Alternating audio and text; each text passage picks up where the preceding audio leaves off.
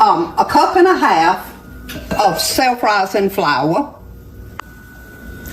and 1 1/4 cup sugar. We could put our dry ingredients in there, and 1 3/4 tablespoons of cocoa. So let's kind of let them get a little bit acquainted before we put that milk in there. All right, now we're going to add 3/4 of a cup of whole milk. Now I know you're going to ask if you can use anything else. I don't know.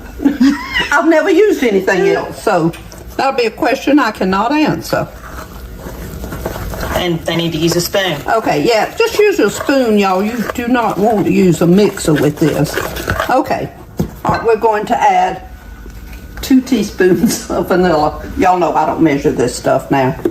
You can measure if you want to, but I kind of guesstimate it. That is not going to make or break your recipe, I can tell you that. Okay.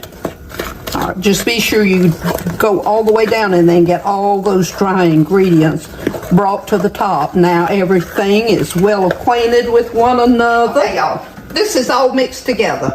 So what you do is you try to just pour this as evenly as possible all in your pan. You do not want to stir this up with the butter.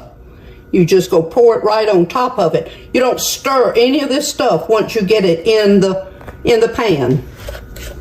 And don't ask me why, because it works. It works, y'all. It works. Okay. So see, now that's pretty evenly in there. So we're not going to mess with it. We're going to leave it just like it is. 1.5 cups of sugar. Just put that in your bowl. And 1/2 cup of cocoa. That'll let you know how chocolatey this thing is going to be. Oh my goodness. And y'all, it takes a little bit because you have to be sure you get all those little lumps in that cocoa.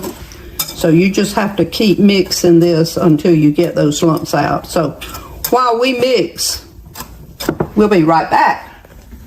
Okay, y'all. Now don't stir any of this stuff along the way except what you're mixing in your bowl. So what we're going to do, we're going to sprinkle this all across the top of that butter and that other mixture that we put in there. So just kind of lightly do this. Try to do it as even as possible. Okay, y'all. We're going to get all of this on here. Now, listen, I know all you cooks, y'all going to be tempted to stir this, but y'all don't stir it. Do not stir it. Just put this on top. Get it sprinkled. Get all those little corners, because you want all that mixture in there. Oh, y'all, this just smells chocolate. I'm going to tell you. Doesn't it, KK? It does. You can smell this chocolate. So, okay. We're going to keep until we use it all. There we go. Just kind of spread that. All right. Here's where we use the boiling water. What you want to measure out is 2 1/4 cups. Y'all, we're just going to just pour this slowly. Now, don't just dump it in there. You got to pour it kind of slow because it needs to kind of soak in. And put that spoon away. Don't you dare stir this. Oh, y'all, I'm going to tell you, we've had this thing a lot. And let me tell you, it is good. Now, let that just sit just a couple of minutes. Just enough for everything to kind of settle together.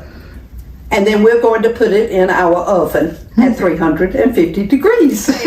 Here we go, in the oven. It cooks for 30 minutes. So, set our timer here on 30 minutes.